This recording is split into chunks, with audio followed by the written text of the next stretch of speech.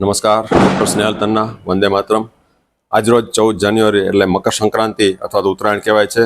ખગોળ રીતે સૂર્ય એ ઉત્તર દિશામાં આજથી પ્રયાણ કરે છે, દક્ષિણ દિશામાંથી, એટલે એ એક શુભ યોગ છે. સાથે એક રાશિની રીતે જોઈએ તો ધન રાશિમાંથી મકર રાશિમાં સૂર્યનો પ્રવેશ થઈ રહ્યો હોય અને સૂર્યનારાયણ ભગવાન પોતાના પુત્ર શનિને મળવા જઈ રહ્યા હોય, એટલે શુભ યોગ છે.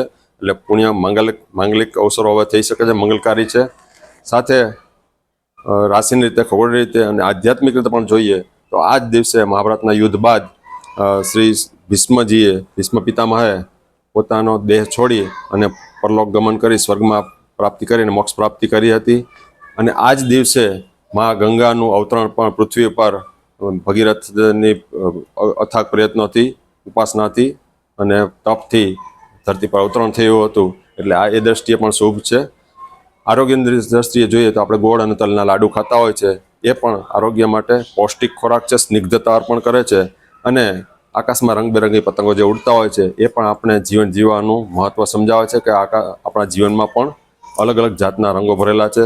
એમાં સુખ, શાંતિ, સમૃદ્ધિ અને અલગ અલગ સાથે હળી મળીને રહેવું, આનંદથી રહેવું, પ્રેમથી રહેવું એ સારા પતંગો છે.